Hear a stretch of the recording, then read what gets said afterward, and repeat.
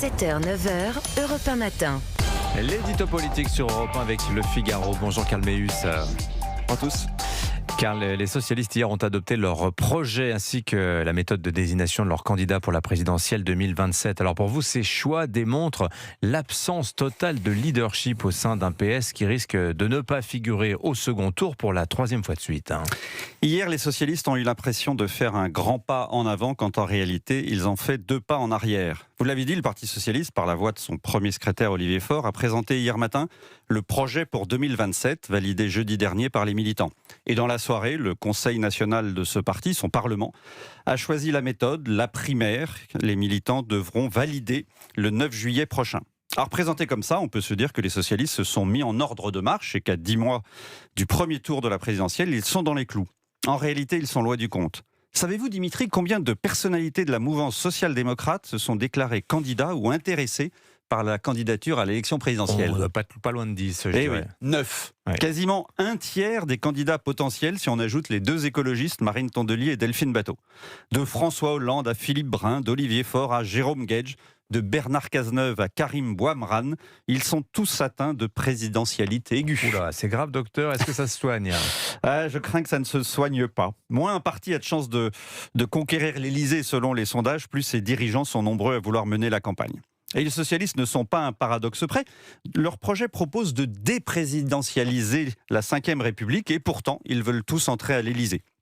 On se souvient en 81 de François Mitterrand, grand pourfendeur des institutions conçues par le général de Gaulle, se glissant très confortablement dans ses chaussons, ne remettant jamais en cause le moindre article de la Constitution, voire augmentant ses pouvoirs.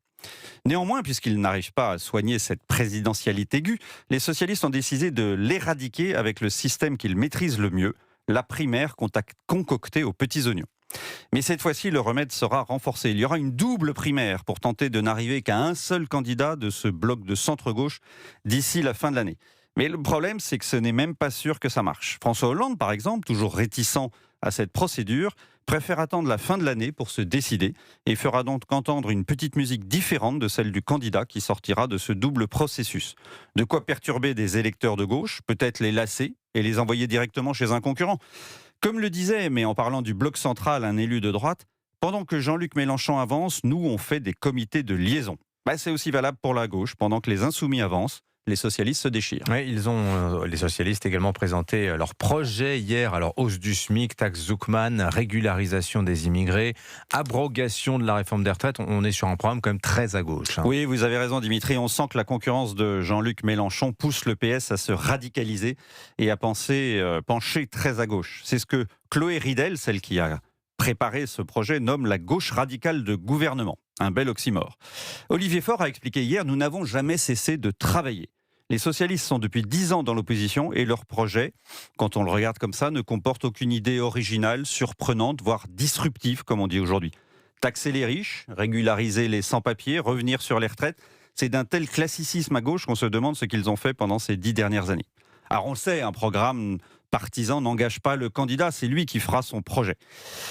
Une note de la Fondation Jean Jaurès divise les électeurs de gauche en 4 familles. Le noyau insoumis, 20% d'entre eux, les électeurs en rupture avec Mélenchon, 25%, ceux du centre-gauche en quête d'offres, 23%, et ceux qui privilégieront le vote utile, ils sont à peu près 32%. C'est dans cette dernière partie de l'électorat qui sera à gauche le pivot de la prochaine présidentielle.